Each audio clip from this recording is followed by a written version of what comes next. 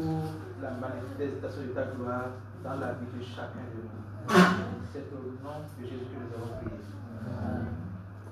Alléluia. Aujourd'hui, nous allons voir le 10e chapitre du livre L'amour, l'ADN de Dieu. Et le 10e chapitre porte sur les caractéristiques de l'amour de Dieu. Il y a une phrase de l'auteur que je voudrais citer avant qu'on ne commence l'enseignement. Il dit, quand on parle des caractéristiques de l'amour de Dieu, nous avons référence à 1 Corinthiens 13, versets 4 à 7. Il dit, je méditais sur ces versets il y a quelque temps quand j'ai entendu Dieu me dire, ce que tu lis est une description de moi. J'ai réfléchi à ce qu'il a dit et je me suis rendu compte que ces versets décrivent l'amour de Dieu. J'ai entendu maintes fois ce passage des Écritures enseigné comme la manière d'un chrétien devrait vivre. Alléluia. Amen. Alors nous allons ensemble étudier les caractéristiques de l'amour de Dieu manifestées en Jésus-Christ. Et nous allons nous appuyer sur le verset. On peut avoir le verset au tableau, sur l'écran. 1 Corinthiens 13, 4 à 7. Dans ce verset, je veux la version où on parle d'amour, bien sûr. Dans ce verset, nous allons explorer les caractéristiques de l'amour de Dieu. Nous savons que Dieu est amour. Et en tant qu'amour, il a sa manière d'opérer. Il a sa manière d'agir. Vous comprenez ce que je dis? Donc, lorsque nous allons contempler l'amour de Dieu,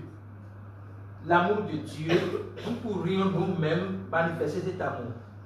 Je voudrais commencer par nous dire que l'évangile n'est pas un message de motivation. L'évangile est un message de transformation. C'est l'unique message qui met le motivateur par excellence en toi. De manière à ce que la motivation ne vient pas de ce que je vais dire, mais de ce que le Seigneur te dit à l'intérieur de toi. Que tu sois ici ou pas, dès que tu as la révélation de l'amour de Dieu, pour toi, quel que soit là où tu es, au moment où tu vas vouloir fléchir, il y aura une voix intérieure qui va te dire, je suis avec toi. Donc, le message de l'évangile n'est pas un message de motivation, mais un message de transformation. C'est pour ça que regardez petit. Si nous le contemplons comme dans un miroir, nous sommes transformés en la même image, de gloire en gloire. Donc ici, l'amour ici n'est pas un adjectif qualificatif de Dieu. Quand nous disons que Dieu est amour, ce n'est pas l'attribut, ce n'est pas un attribut à Dieu, c'est sa personne, c'est sa nature. Donc nous voyons ici que l'amour est patient. Nous allons d'abord considérer l'amour, comme tout le monde le comprend, avant de revenir sur la vraie définition de l'amour. L'amour est patient. L'amour rend service. L'amour n'est pas jaloux. L'amour ne se vante pas. L'amour ne se gonfle pas d'orgueil. Continuez s'il vous plaît. L'amour ne fait rien de honteux. Il ne cherche pas son intérêt. Il ne se met pas en colère. Il ne se souvient pas du mal. Continuez s'il vous plaît. L'amour ne se réjouit pas de l'injustice, mais il se réjouit de la vérité. Continuez. L'amour excuse tout. L'amour croit tout. L'amour espère tout. L'amour supporte tout. Nous sommes en train de vouloir définir l'amour de Dieu comme Dieu. L'amour, revenons au verset 4. L'amour ici n'est pas c'est pas la manière dont l'homme, a priori, doit montrer qu'il est chrétien. Ce n'est pas a priori l'amour des chrétiens. Mais c'est Dieu dans lequel les chrétiens se mirent pour manifester l'amour. Est-ce que vous comprenez ce que je dis? L'amour ici n'est pas a priori l'amour que les croyants doivent montrer et manifester. Mais l'amour ici est d'abord et avant tout la personne même de Dieu. Dans 1 Jean 4, verset 8, la parole nous révèle que Dieu est amour. On va faire un exercice mathématique. Dieu égale amour. Amour égale Dieu. Et nous avons toujours défini que l'amour de Dieu n'est pas l'amour de l'homme. L'amour de Dieu est différent. L'amour de Dieu est inconditionnel. L'amour de l'homme est conditionnel. L'amour de Dieu est désintéressé. L'amour de l'homme est intéressé. L'amour de l'homme est je t'aime parce que. L'amour de Dieu n'est pas je t'aime parce que. L'amour de l'homme, je t'aime si. L'amour de Dieu n'est pas je t'aime si. Vous comprenez? Donc nous voulons voir maintenant. Si nous comprenons que l'amour égale Dieu et que Dieu égale l'amour, nous allons commencer par remplacer Dieu, l'amour par Dieu. Je veux le micro dans le public. Nous allons remplacer l'amour par Dieu.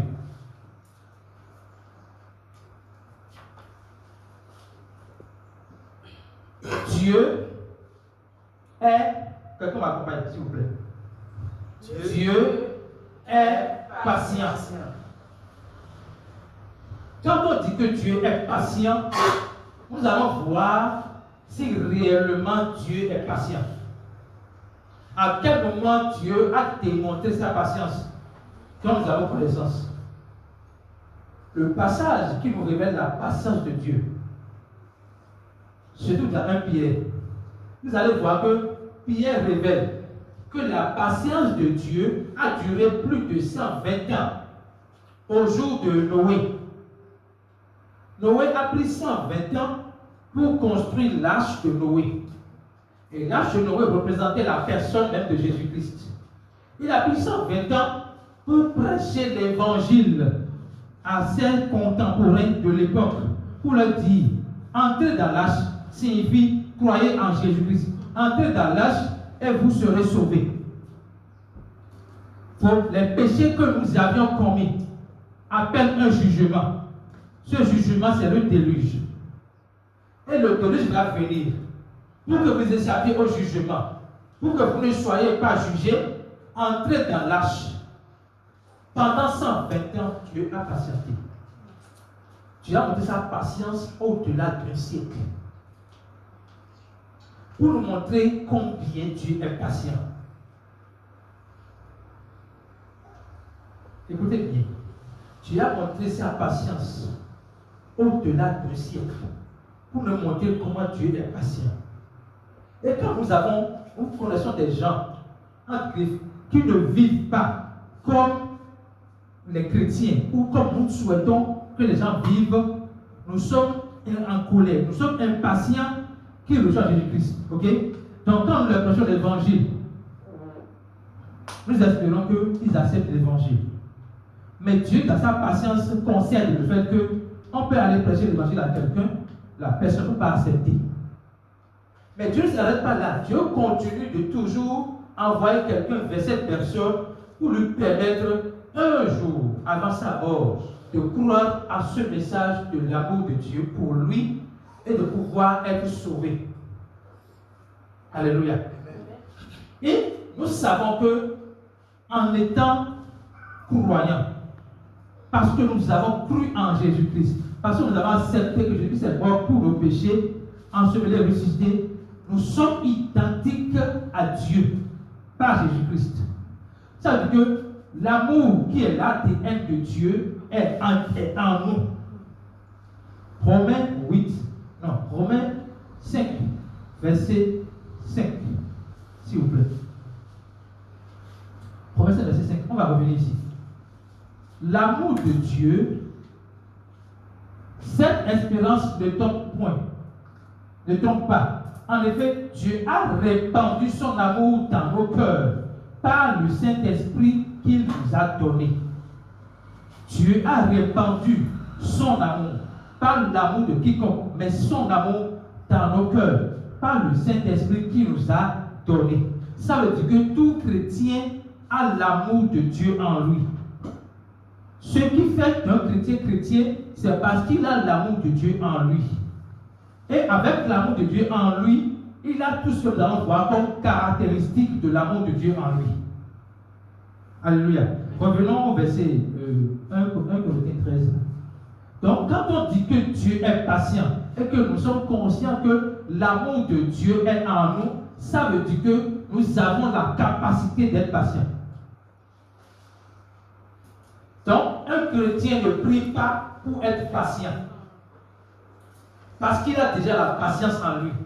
Mais un chrétien peut prier pour manifester la patience de Dieu qui est déjà en lui. Alléluia. Et si nous voulons étudier ce verset, c'est pour que nous puissions demander la grâce à Dieu de pouvoir démontrer la patience qu'il nous a déjà donnée. Parce que dans ce monde, ce qui fait que Dieu est souverain, souverain, c'est son amour démontré par sa patience. Dans sa patience, Dieu ne se met pas en colère, on va encore voir ça. Dans son amour, il ne se met pas en colère. Donc la patience de Dieu peut durer un siècle. Donc si nous sommes dans notre relation humaine, nous devons démontrer par la grâce de Dieu, conscient que nous avons la patience en nous, cette même patience. Maintenant, le contraire de la patience, c'est quoi? C'est l'impatience. Alors si dans ta vie, tu as l'impression que tu es impatient, ça ne veut pas dire que tu n'es plus chrétien. Ça ne veut pas dire que tu as perdu ton salut. Ça ne veut pas dire que l'amour de Dieu n'est plus déversé dans ton cœur. Ça veut dire que tu ne manifestes pas encore l'amour, la patience de Dieu, l'amour de Dieu. Mais pour manifester l'amour de Dieu, qu'est-ce qu'il faut faire?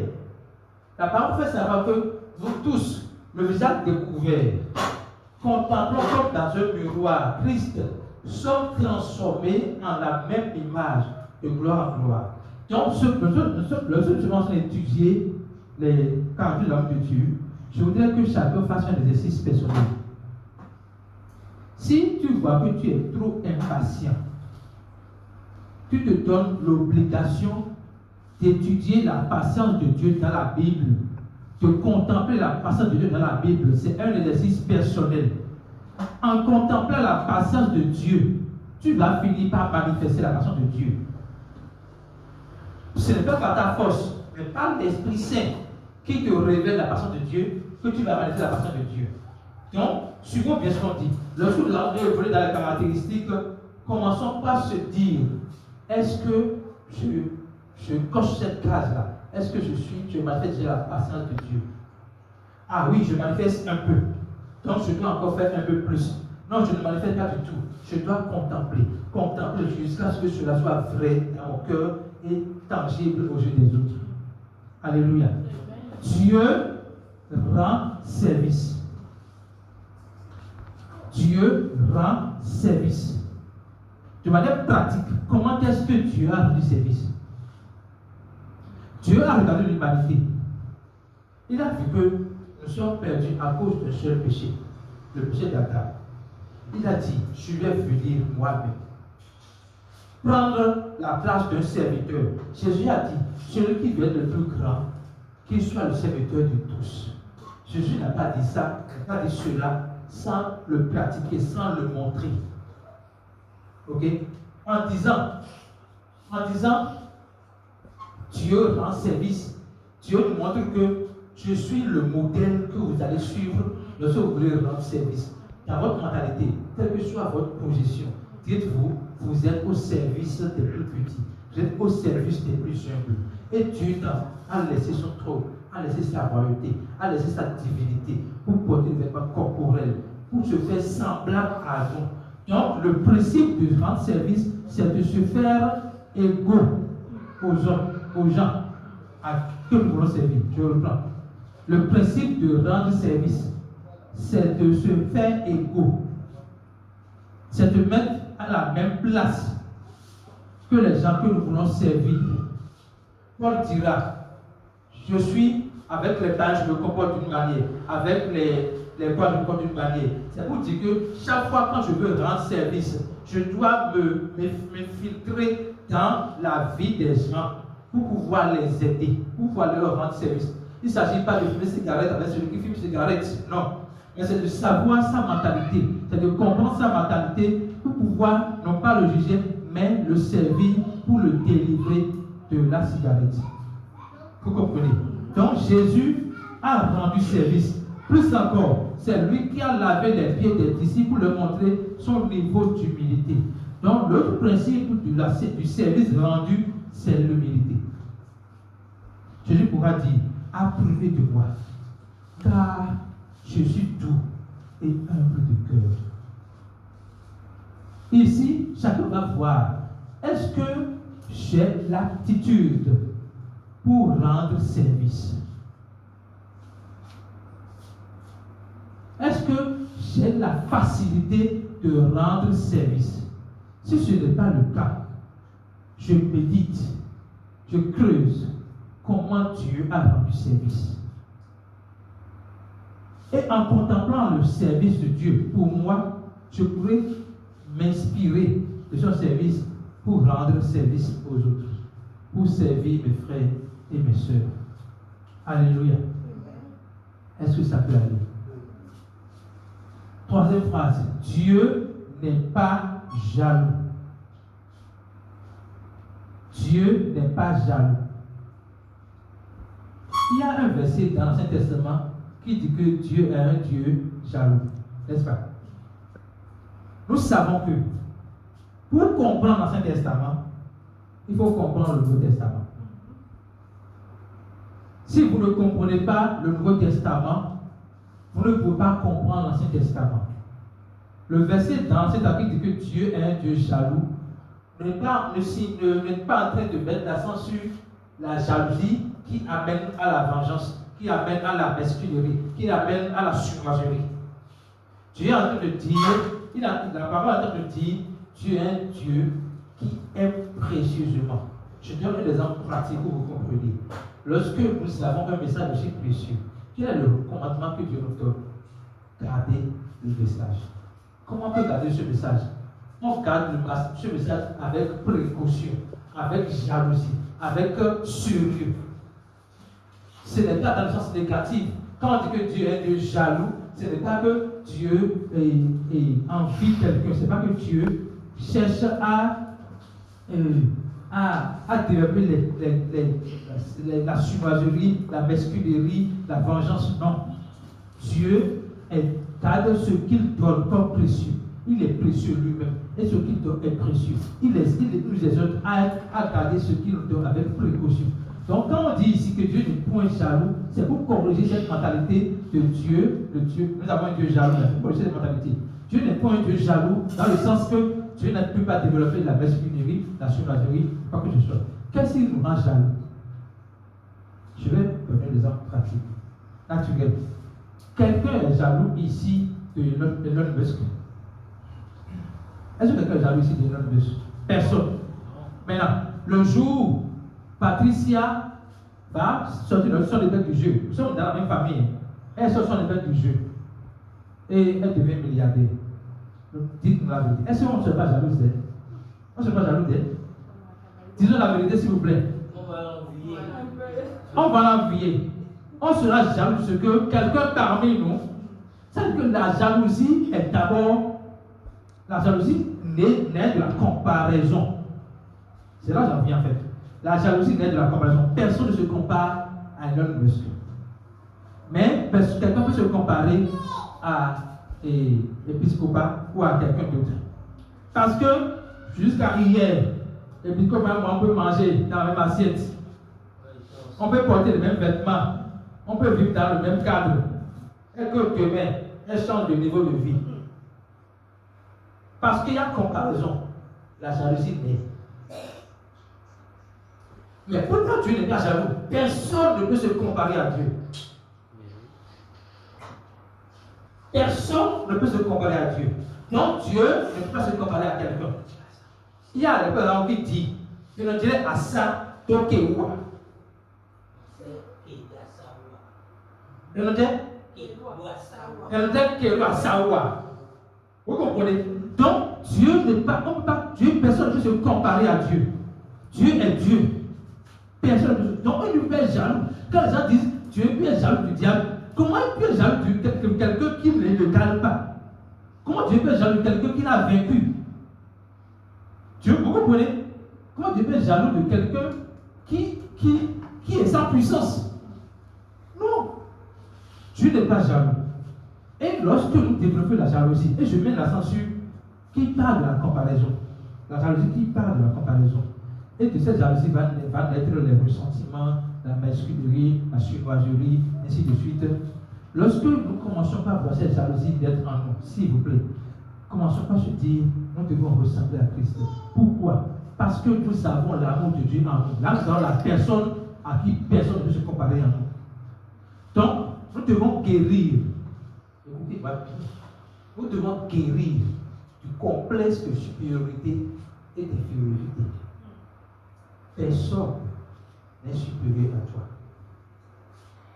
Personne n'est inférieur à toi. Personne même n'est égal à toi. Tu es unique. Dieu nous a créés uniques. Donc on doit éviter toute forme de comparaison. Que Dieu nous donne la grâce d'éviter toute forme de comparaison. Parce qu'il nous a créés uniques. Lorsque nous contemplons Dieu dans son attitude, dans son caractère, nous devons dire, si je ne manifeste pas la capacité, tant dit, je n'ai pas jaloux. Quel est le contraire de cela? Pour dire la phrase de l'affirmative.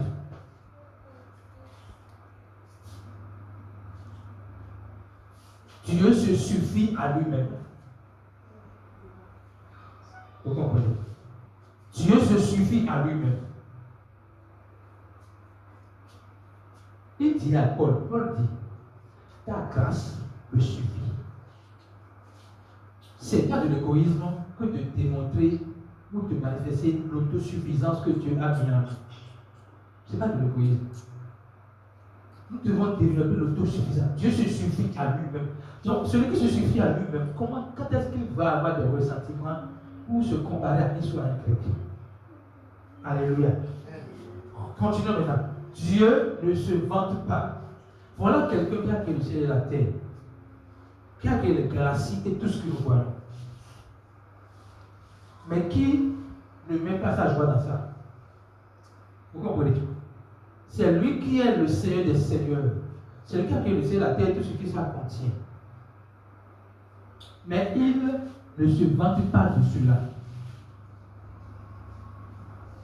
Qu'est-ce qu'on fait? J'ai acheté une voiture. Ça se passe maintenant.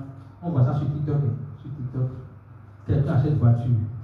Il va montrer qu'il a acheté une voiture. S'il ne montre pas qu'il a acheté une voiture, c'est que ça prouve que, en fait, la personne fait sa joie dans la voiture. Oh, la parole dit dans 1 Pierre 1,18, il faut qu'on lise ça pour comprendre quelque chose. 1 Pierre 1,18. 1 Pierre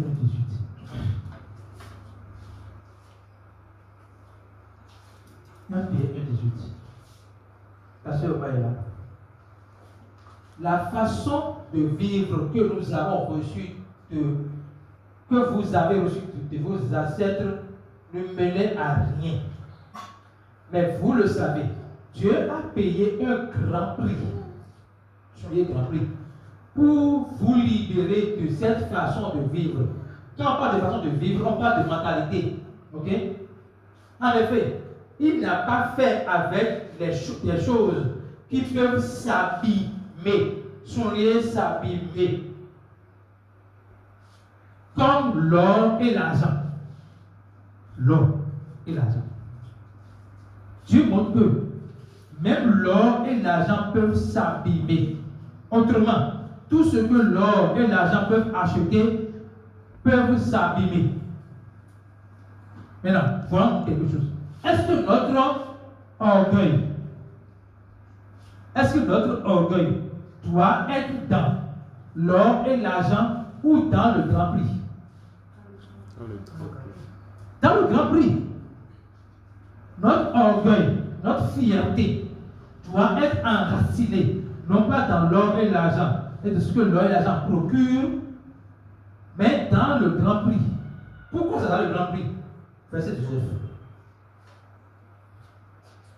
Mais il nous a libérés avec le sang précieux de Christ, qui est comme un agneau sans défaut et sans tache. Donc si l'or et l'argent peuvent s'abîmer, est-ce que l'or et l'argent peuvent s'abîmer? Notre foi, notre force est dans le sang précieux de Jésus-Christ qui ne peut lui s'abîmer. Donc si on doit se vanter de quelque chose, même, on doit se vanter de l'amour que Dieu a démontré pour nous par le sang que Christ a versé pour l'humanité. Alléluia. Vous comprenez ça? Donc quand Dieu ne se vante pas, Dieu ne se vante pas de ce qui est périssable, mais s'il doit se vanter, c'est de ce qui n'est pas périssable, c'est de lui-même. Alléluia. Revenons au verset de Corinthiens. Donc, Dieu ne se gonfle pas d'orgueil. Dieu ne se gonfle pas d'orgueil.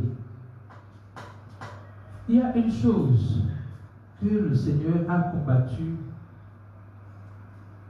à l'égard des pharisiens qui devinent. Et il fait une comparaison avec quelque chose qui est utilisé par ceux qui préparent le pâté. La levure. Hein? La levure.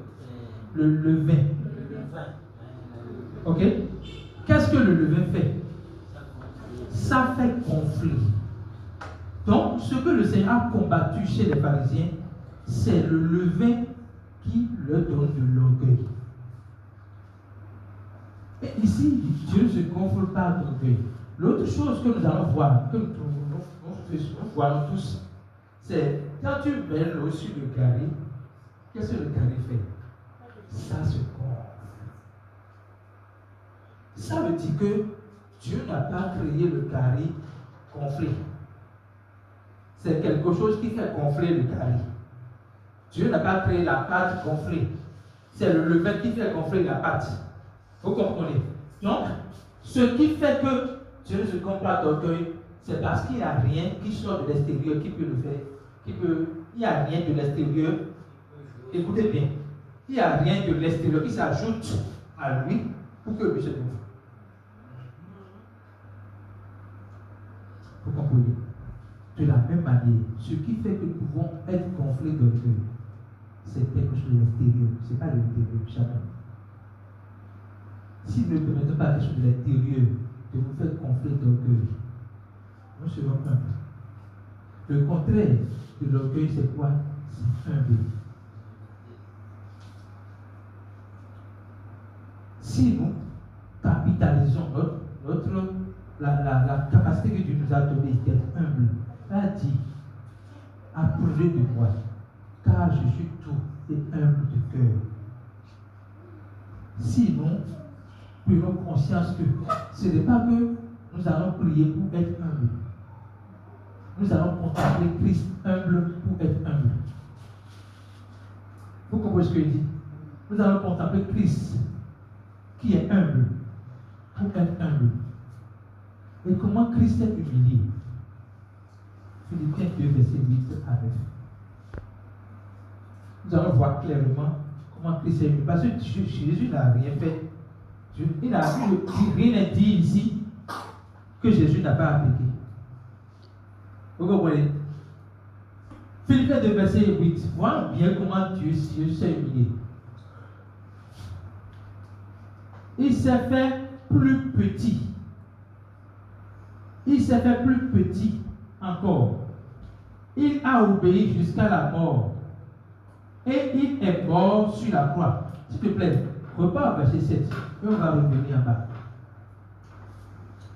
Mais tout ce qu'il avait, il l'a laissé. Il s'est fait serviteur. Il est devenu comme les hommes. Et voyant que c'était bien un homme, et tous voyaient que c'était bien un homme. Ok? Je vais dire ça maintenant.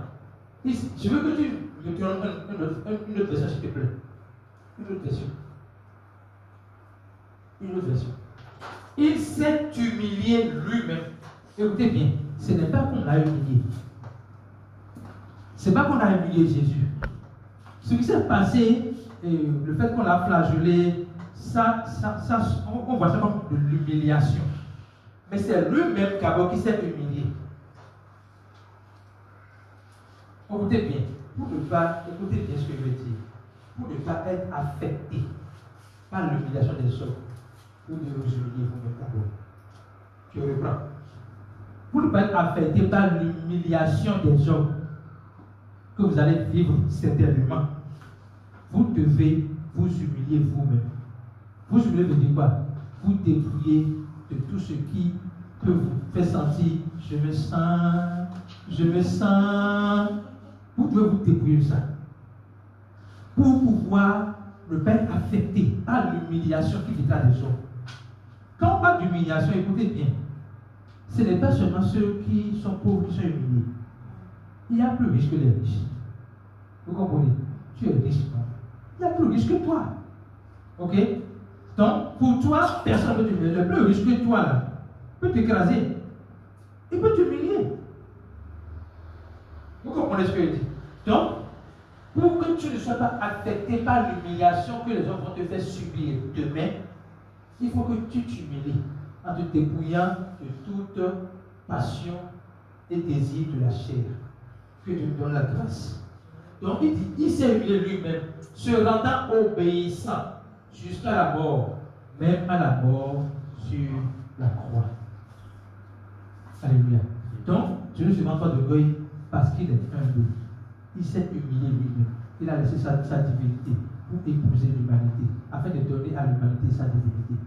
C'est ce que Christ a fait. Revenons au verset de Corinthiens, dans la version où il est dit amour.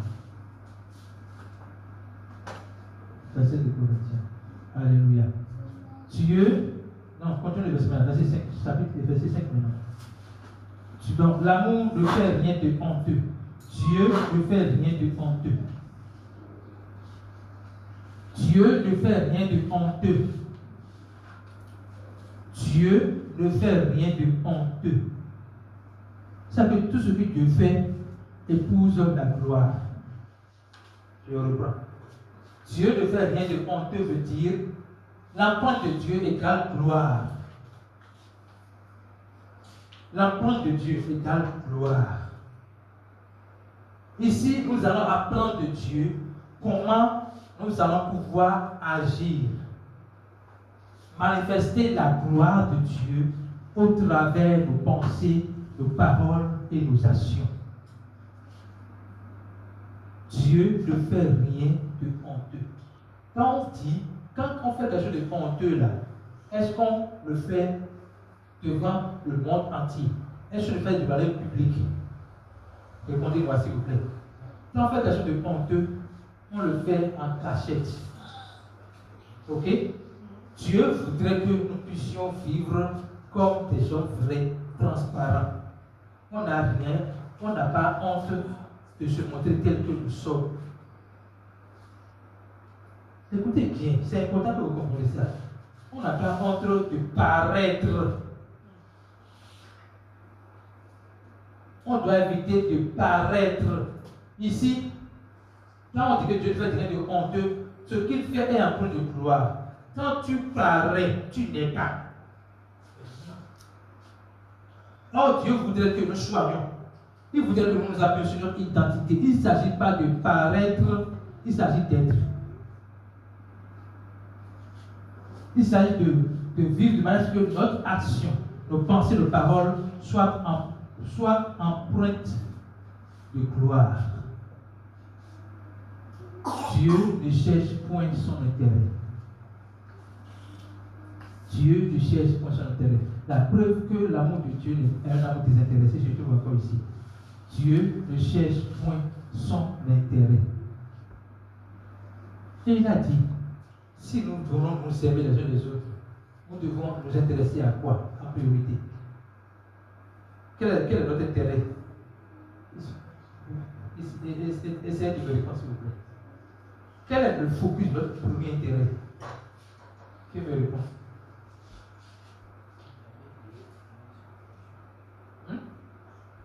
chercher l'intérêt des autres. Le focus de notre intérêt, c'est l'intérêt des autres. Jésus n'est pas mort à la croix pour son propre intérêt. Il est mort à la croix pour que nous ayons la vie. De la même manière, parce que nous avons la vie et que nous avons compris que nous devons porter ce message de vie, notre raison d'être, notre soif, notre désir ardent, c'est que d'autres personnes puissent bénéficier de cette même vie. Alléluia. Alléluia. Dieu ne cherche pas son intérêt. Dieu cherche l'intérêt d'autrui. Nous devons apprendre à chercher l'intérêt d'autrui. Plus tu pries pour quelqu'un, plus tu s'occupes de toi. Mais quand ta prière est c'est comme de l'égoïsme. Suivez-moi s'il vous plaît. Si ta prière est je veux telle chose pour moi, je le veux pour ma famille, je le veux pour mes enfants, tu es, je dis le mot là, tu es égocentrique. Quand tes prières se portent uniquement vers toi et tes propres besoins, tu es égocentrique.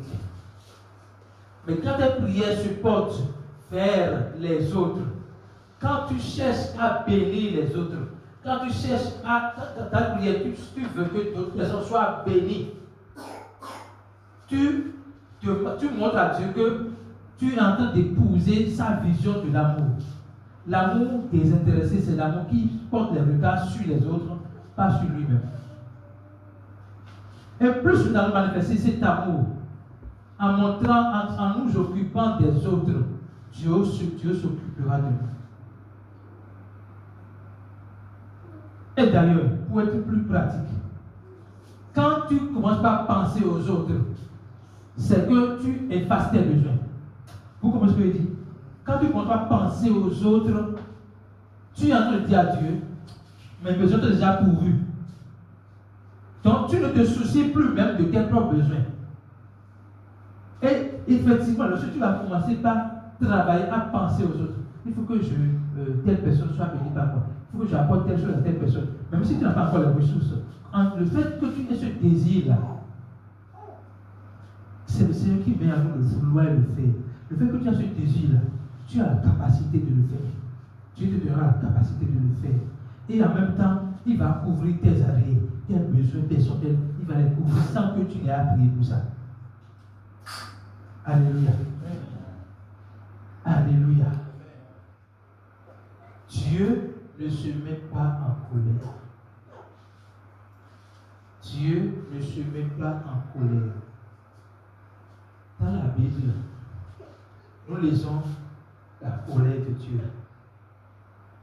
Nous lisons beaucoup de choses qui font croire que Dieu est un Dieu de colère. Mais la parole de Dieu nous dit ici, Dieu ne se met pas en colère. Pourquoi Dieu ne se met pas en colère? Parce que dans son esprit, il n'y a pas la colère. Pourquoi Dieu ne se met pas en colère? Parce que dans son esprit, il n'y a pas la colère. Dieu est esprit. Et les fruits de l'esprit sont révélés dans Galates 5, verset 22. Lisons ça s'il vous plaît. Galates 5, verset 22. On va voir ensemble. On va voir ensemble si dans l'esprit de Dieu, la colère a une place. Au contraire, voici ce que l'Esprit Saint produit. Voici ce que l'Esprit Saint produit. Ça produit quoi? L'amour, la joie, la paix, la patience, la bonté, le service, la confiance dans les autres. Continuons. La douceur, la maîtrise de soi. La loi n'est sûrement pas contre ces choses-là. Est-ce que vous avez vu colère dans ce que l'Esprit Saint produit? Donc, quand la parole que Dieu ne se met point en colère, c'est la preuve que Dieu ne se met pas en colère, c'est que ce n'est pas dans ses gènes, ce n'est pas dans son esprit. Et c'est pour cela que dans 2 Corinthiens 5, verset 19, lisons ça. Lisons par le verset 17. 2 Corinthiens 5, verset 17. On va revenir à l'autre Corinthiens. 2 Corinthiens 5, verset 17. Ainsi, si quelqu'un est en Christ, si quelqu'un est uni au Christ, il est créé à nouveau. Ce qui est ancien est fini, ce qui est nouveau est là. Verset suivant. Tout cela vient de Dieu, qui nous a réconciliés avec lui par le Christ et nous a demandé d'annoncer cette réconciliation. Verset suivant. Oui, c'est Dieu qui a réconcilié le monde avec lui par le Christ. Il ne tient plus compte des fautes des autres, des êtres humains. Il nous charge d'annoncer cette parole de réconciliation. Si Dieu est en colère, ce qui peut faire que Dieu sera en colère, tu seras contre le péché. Mais écoutez bien, Dieu a traité le péché et a préservé l'homme. Dans son amour, Dieu n'a pas détruit le péché et l'homme. Il a ôté le péché. J'en fais savoir. Voici l'âme de Dieu qui ôte le péché du monde. Il a ôté le péché. Ok? Et il a permis à l'homme de vivre sans péché. Donc si tu crois que tes péchés sont ôtés, tu es saint, tu es juste. Et Jésus dit, c'est lui, c'est Dieu qui décide de nous réconcilier. En faisant quoi? En ne tenant plus compte de nos péchés. Ça veut dire qu'il n'y a pas au paradis, il n'y a pas au ciel un compteur qui va vous montrer vos péchés. Pourquoi? Parce qu'en ôtant le péché du monde, tu as effacé tous vos péchés passés, présents et futurs. Écoutez bien, en ôtant le péché du monde, tu as effacé tous vos péchés passés, présents et futurs. Comment est-ce qu'on peut dénoncer cela? Quand Jésus voyait la coupe, il ne voyait pas la coupe. Quand il avait dit à Dieu, si ce matin il voyait cette coupe de bois, ce n'était pas une coupe qui ne comportait que les péchés des gens qui ont vécu avant lui jusqu'à cet instant. Non, c'est les péchés des gens qui ont vécu avant sa manifestation. Je veux dire, avant la manifestation de Jésus, parce que Jésus était Dieu, et il était au commencement. Okay? Donc je mets l'accent sur les personnes qui ont vécu avant la manifestation tangible de Jésus sur la terre. Okay? Les péchés dont il est question dans la coupe, ce n'est pas les péchés de ces personnes-là, non. C'est les péchés des gens qui ont vécu avant la manifestation de Jésus sur la terre, des gens qui ont vécu pendant que Jésus était sur la terre, pendant son ministère, des gens qui ont vécu après la résurrection du ministère de Jésus-Christ comme nous. Donc Dieu a ôté le péché du monde entier, y compris les péchés des personnes à venir. Ce qui fait qu'aujourd'hui nous pouvons croire en Jésus-Christ et avoir le péché pardonné, c'est parce que cela a été fait pour le monde entier et pour toujours. Cela dit, nos péchés passés, présents et futurs sont pardonnés. C'est ça qui fait de nous enfants de Dieu pour toujours. C'est ça qui fait de nous les enfants de Dieu qui portent en eux l'ADN de Dieu, qui ne peut jamais s'enlever de nous. Ce qui fait que mon enfant est mon enfant, ce n'est pas parce qu'il se comporte bien. Ce n'est pas parce qu'il ne fait pas des erreurs. C'est parce que mon sang coule dans ses veines. Et le sang de Dieu qui coule dans nos veines, c'est l'amour qu'il nous a démontré. Quand nous prenons cet amour, nous sommes ses enfants pour toujours. Nous sommes pardonnés éternellement. Alléluia. Dieu ne serait pas en colère. Dieu ne déverse pas sa colère sur nous. Non. Jésus a déjà payé le prix pour que jamais, au grand jamais, nous n'ayons à subir une colère. Et quand on parle de colère dans la Bible, en fait, ce n'est même pas la colère de Dieu, c'est le jugement. Quand on parle de colère dans la Bible, c'est le jugement. Le péché appelle le jugement. L'action du péché appelle la justification. Jésus-Christ, lisons verset 21. Verset 21 de Jésus. Verset 21. Écoutez bien. Christ était sans péché. Mais Dieu l'a chargé de notre péché. Alors maintenant, par le Christ, Dieu nous a rendus justes. Lui qui n'a point connu le péché, Dieu l'a fait pécher pour nous, afin que nous devenions en lui la justice de Dieu. Donc, ce qui fait que nous sommes devenus justes, ce n'est pas parce que nous avons fait quelque chose, c'est parce que nous avons cru en la justice de Dieu. Alléluia. Amen. Continuez le verset au niveau de 1 Corinthiens 13. Alléluia. Dieu nous donne la base de contempler. Le côté à contempler, verset. On est déjà au verset 5 ou 7 ou 6. Verset 5, je vais voir. Dieu ne se souvient pas du mal. Ceci-là, c'est un peu difficile pour les êtres humains que nous sommes. Dieu ne se souvient pas du mal. Quelle est la preuve que Dieu ne se souvient pas du mal? La preuve tangible que Dieu ne se souvient du mal se trouve dans Romains 5, verset 8. On va lire ça ensemble. Romains 5, verset 8. Dieu ne se souvient pas du mal. Pourquoi? Parce que c'est même dans notre péché qu'il nous a sauvés. Mais voici comment Dieu a prouvé son amour pour nous. Le Christ est mort pour nous et pourtant nous étions encore pécheurs. Si Dieu se souvient du mal, il va commencer à faire une liste des péchés des pécheurs. Elle leur dit, tu as fait ci, tu as fait ça. Non, il n'a pas vu le mal. Pourquoi? Dieu n'est pas préoccupé par tes erreurs. Il est préoccupé par ta transformation. Je reprends. Dieu n'est pas préoccupé par tes fautes, tes erreurs. Il est préoccupé par ta transformation. Et il est prêt à tout donner pour que tu aies accès à cette transformation. Alléluia. Donc c'est parce que Dieu ne se souvient pas du mal qu'il a pu payer le prix de nos péchés. Étant conscient que nous sommes pécheurs, condamnés, il a dit, je vais payer le prix pour que vous ne soyez pas condamnés. 1 Corinthiens 13, verset 6. 1 Corinthiens 13, verset 6. Alléluia. Il ne se réjouit pas de l'injustice. Il ne se réjouit pas de l'injustice. C'est que ça va. Ici, Dieu nous montre quelque chose de très important. La parole dit, dans Romains 5, verset 12,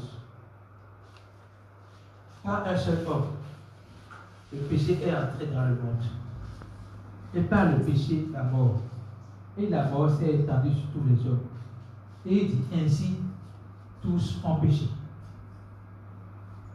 Vous voyez, quand on observe ce verset, on voit une injustice. Ce n'est pas moi qui ai péché avec Adam. Mais parce que Adam a péché, je suis devenu pécheur. Je suis rendu pécheur. Et Dieu voit cela comme une injustice. S'il te plaît, et projette-nous Romains 5, verset 12 là. Dieu voit cela comme une injustice. Et il décide de réparer l'injustice.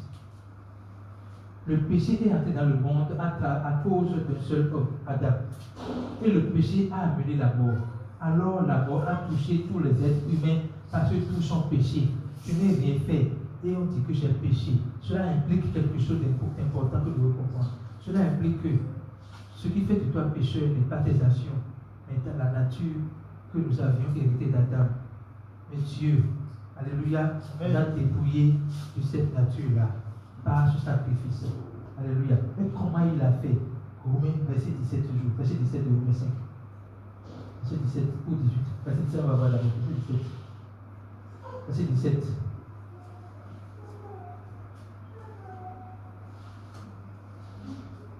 Oui, par un seul homme, par la faute d'un seul, la mort a frappé tout le monde.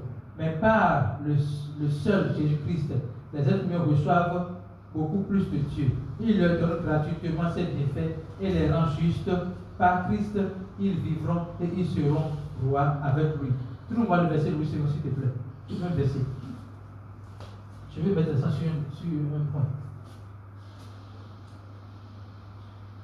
Si par l'offense d'un seul homme, la mort a régné par lui seul, à plus forte raison, ceux qui reçoivent l'abondance de la justice, de la grâce, et du don de la justice, régneront dans la vie par Jésus-Christ lui seul. Ok? Don de la justice. Ok? Don de la justice. Maintenant, verset 18. C'est 18. Ainsi donc, comme par une seule offense, la condamnation a atteint tous les hommes.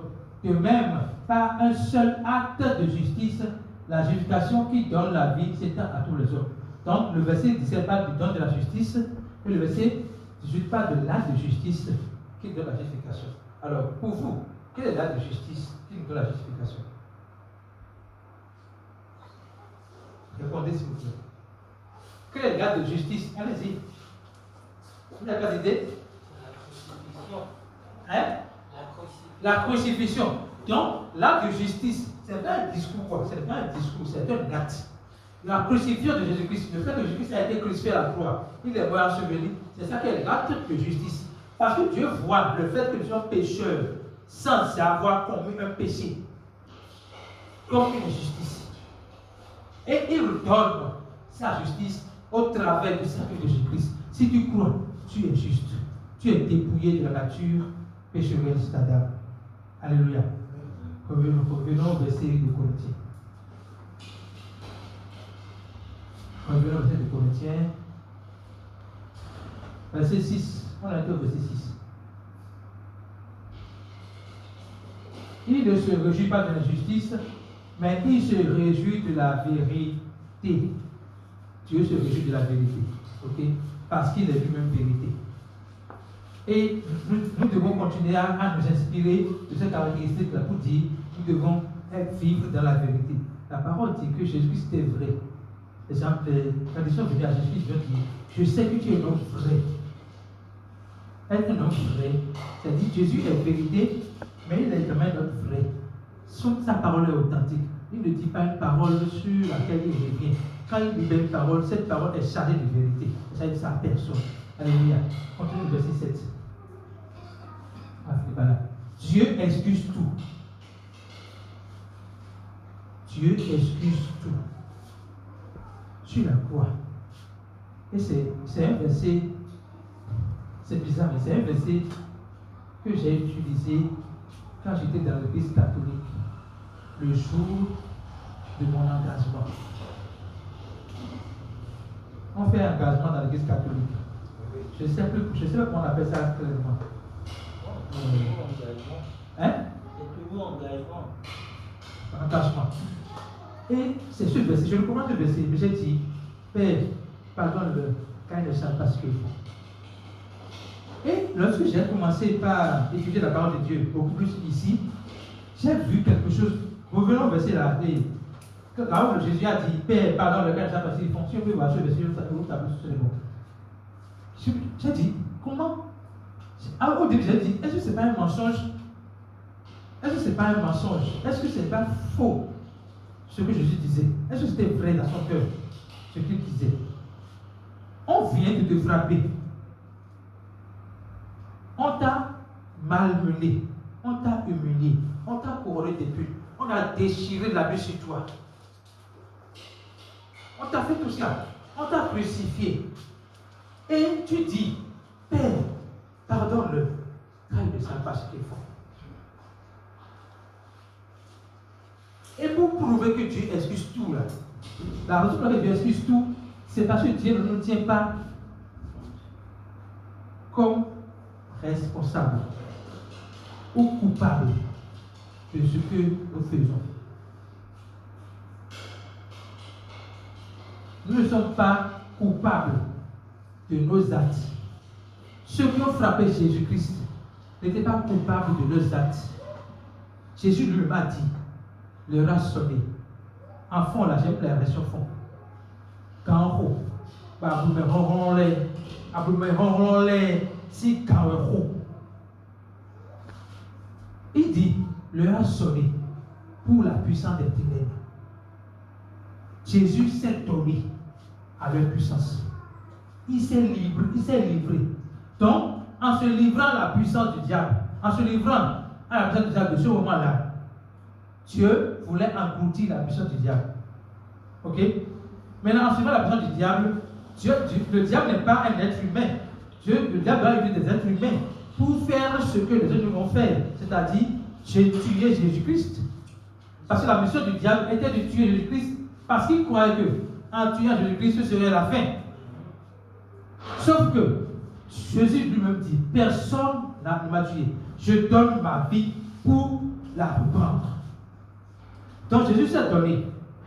Et tous ceux qui l'ont frappé, Jésus savait, était conscient que ce n'est pas eux.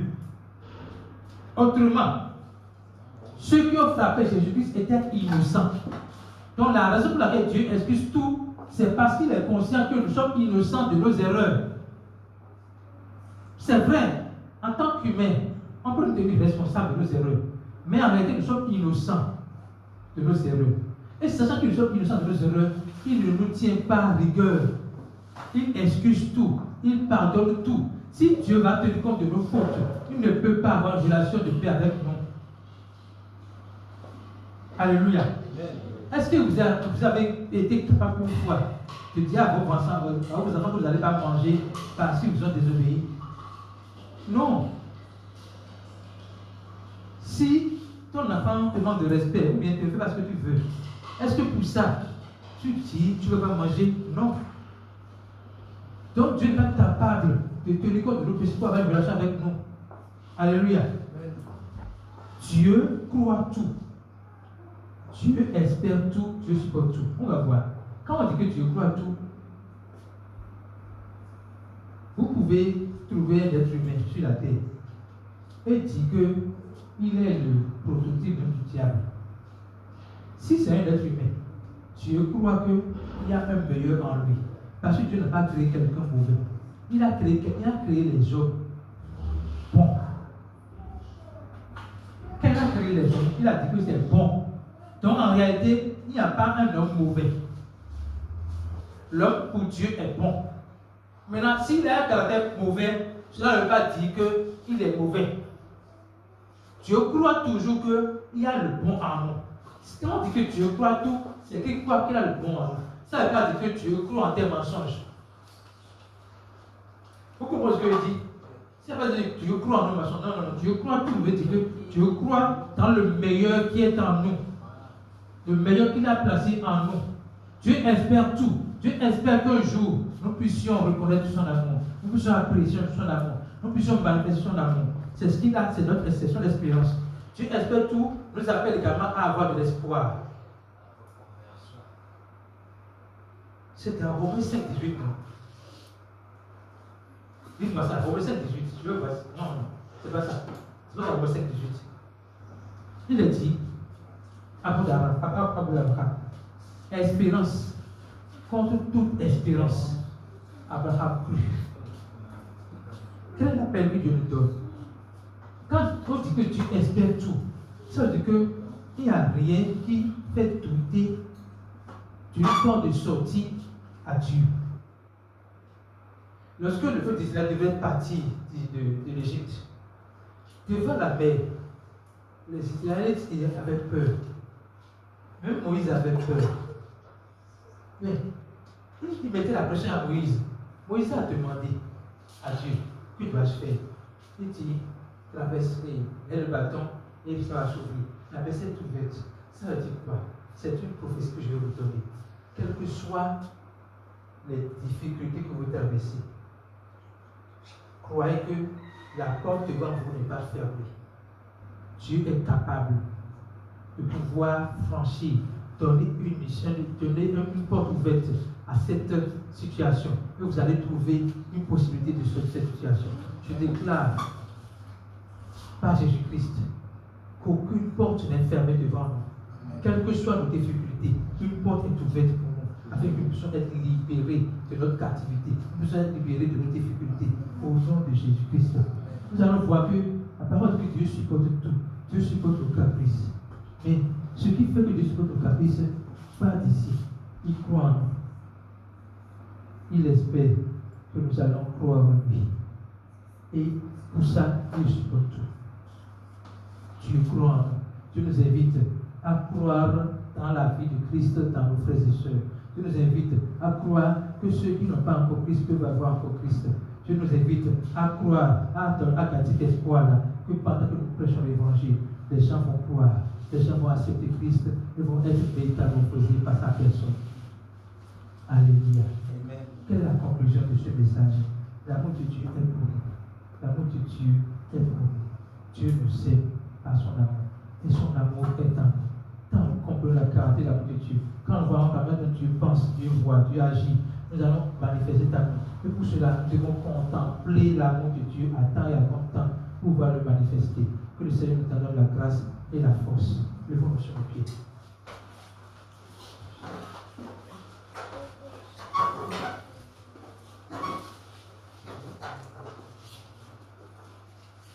Tu vas prier. Quand nous avons exploré les caractéristiques de l'amour de Dieu, tu sais exactement là où tu ne manifestes pas encore les caractères de Dieu. Alors la prière que nous allons faire maintenant, c'est Seigneur, je veux ta force. Accorde-moi la grâce de manifester ton amour. Mais avant de dire ça, nous allons commencer par apprécier le Seigneur, par le remercier pour la prise de conscience qu'il nous donne de savoir que tout ce que nous avons vu tout à l'heure, tout est en nous. Commençons par dire merci à Dieu, parce que nous sommes conscients que son amour est déversé dans notre cœur par le Saint-Esprit. Nous sommes conscients que l'amour de Dieu habite en nous. Nous sommes conscients qu'au-delà de l'amour de Dieu, nous avons la patience de Dieu en nous. Nous avons la bonté de Dieu en nous. Nous avons la paix de Dieu en nous. Nous avons la joie de Dieu en nous. Nous avons la justice de Dieu en nous. Nous avons l'espoir de Dieu en nous. Nous avons l'espérance de Dieu. Merci Jésus pour nous avoir fait comprendre combien tu habites en nous. Combien tu as tout déposé en nous. Combien tu as déposé ta paix en nous. Combien tu as déposé ta joie en nous. Combien tu as déposé ton amour en nous. Nous sommes reconnaissants parce que nous avons compris aujourd'hui que nous ne sommes pas en train de prier. Nous n'allons pas prier pour que tu nous donnes plus d'amour. Nous allons te remercier parce que ton amour est déversé dans nos cœurs par ton esprit. Merci Jésus. Merci Jésus. Merci Jésus. Que ton nom soit glorifié, magnifié, exalté, maintenant et pour toujours. C'est au nom de Jésus nous avons prié. Nous allons prier encore. Maintenant pour dire au Seigneur, je veux manifester ton amour. Je veux manifester ta vie. Je veux que ma vie reflète ta vie. Je veux que ma vie reflète ta vie. Commençons par déclarer cela. Seigneur Jésus, accorde-moi la grâce que ma vie soit le reflet de la sienne. Que ma vie soit le mérite, le miroir de ta vie. Que ma vie vante ta gloire. Que ma vie vante ta gloire. Que ma vie vante sa seigneurie. Que je démontre au monde entier que Christ habite en moi. Et que Christ qui habite en moi est tangible.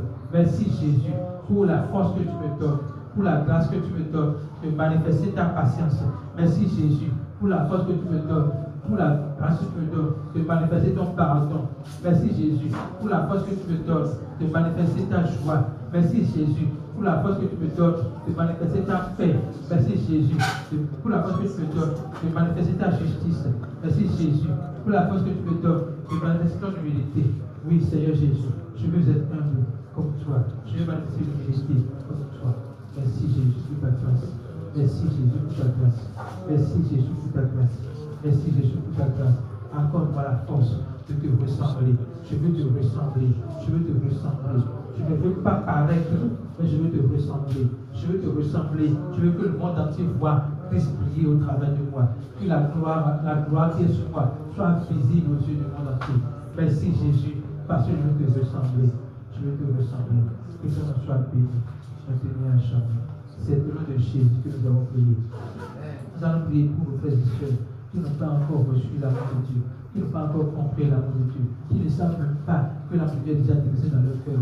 Nous allons prier pour eux, afin que le Seigneur donne l'opportunité pour qu'ils puissent recevoir l'amour de Dieu. Nous sommes conscients que la moisson est grande, mais les ouvriers sont peu nombreux. Nous allons déclarer que les ouvriers sont libérés, les ouvriers sont formés et libérés pour aller prêcher la bonne nouvelle. Nous allons déclarer que nous sommes capables, nous ici, d'aller prêcher la bonne nouvelle aux nations, afin que les gens puissent recevoir l'amour de Dieu. Les gens ont besoin de l'amour de Dieu. C'est l'amour de Dieu qui nous tient. C'est l'amour de Dieu qui nous fortifie. Commençons par prier. Déclarons cela. Père très saint, Je pense actuellement, je pense maintenant à tous ceux qui n'ont pas encore reçu ton amour, qu'ils soient au Bénin, à Calabi ou dans le monde entier. Nous déclarons dans le nom de Jésus que tu envoies les ouvriers sur le chemin pour leur annoncer la bonne nouvelle. Nous déclarons dans le nom de Jésus que tu nous envoies également vers une personne pour annoncer la bonne nouvelle aux nations, pour annoncer la bonne nouvelle à nos frères et sœurs, afin que tout le monde puisse recevoir l'amour de Dieu manifesté en Jésus-Christ.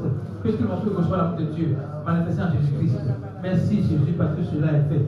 Merci Jésus parce que cela est fait. Merci Jésus parce que cela est fait. C'est au nom de Jésus que nous avons prié. Nous allons prier pour le reste du programme. Nous avons plusieurs programmes encore en cours. Nous allons prier pour le reste du programme. Le programme de Koji, la croisade de Consago, la croisade de Ganvier. Nous allons prier pour ce programme. Nous allons d'abord montrer la discussion reconnaissante pour toutes les merveilles qu'il a accomplies au travers des programmes passés, pour tout ce qu'il a permis, pour la provision qu'il a donnée pour les programmes passés. Commençons d'abord par remercier le Seigneur pour tout ce qu'il a fait, pour les merveilles qu'il a accomplies, pour les vies qu'il a sauvées, pour les vies qu'il a transformées au travers des programmes qui sont passés, que ce soit au Nigeria, que ce soit à Savalo, que ce soit à Kétou. Commençons par dire merci à Dieu pour toutes les merveilles qu'il a accomplies. Beaucoup ont reçu le salut, beaucoup ont été établis dans l'assurance de le salut, beaucoup sont délivrés de la religion, beaucoup et aujourd'hui deviennent même des ambassadeurs de ce message. Beaucoup ont ouvert des portes, que ce soit à Boycon, que ce soit à Kobe, pour l'évangile. Merci Jésus pour sa grâce, pour ta grâce. Nous remercions, nous sommes reconnaissants pour toutes les merveilles que tu as accomplies au travers des programmes passés. C'est au nom de Jésus que nous avons prié. Nous allons prier maintenant pour les programmes à venir. Seigneur, de la même manière que tu as pourvu aux besoins pour les programmes passés, nous croyons que tu pourras aux besoins pour les programmes qui viennent. Tous les besoins sont pourvus par ta grâce. Toi qui donnes la vision, tu l'as fait toujours précéder de ta provision. Merci Jésus pour ta provision qui a précédé la vision que tu nous as donnée. Au commencement, on ne savait pas qu'on ira jusqu'au bout. Mais nous croyons qu'avec toi, qu'avec ta force, qu'avec ta grâce, avec ta provision, nous irons jusqu'au bout de ce programme pour ta gloire. Merci Jésus. Merci Jésus. Merci pour ta provision. Merci pour les vies qui seront encore transformées. Merci pour les nouveaux ouvriers que tu vas équiper et envoyer prêcher la bonne nouvelle. La bonne nouvelle authentique. Merci Jésus. Que ton nom soit glorifié. Nous croyons que c'est fait. Nous croyons que tu pourras nos besoins. Nous croyons que nos besoins sont pourvus. Au nom de Jésus, nous allons prier. Nous allons prier pour les invités. Les aides et nos va-et-vient. Nous prions pour que les invités viennent sains et saufs. Il y a le bishop qui vient et le pasteur Brian qui vient. Oh Seigneur, nous déclarons la protection sur le vie. Nous déclarons la protection sur le business. Nous déclarons la protection sur les familles. Nous déclarons la protection sur eux-mêmes durant le trajet. Nous déclarons la protection sur nous-mêmes durant tous les va-et-vient. Merci Seigneur Jésus. Parce que tu nous as protégés pour les prochains, les anciens programmes et les programmes à venir. Nous te demandons encore ta protection. C'est toi qui nous protèges. Nous déclarons que nous sommes cachés en toi. Nous sommes cachés en toi. Nous sommes cachés en toi. Et rien que la grâce, rien que la joie, rien que la paix et notre partage. C'est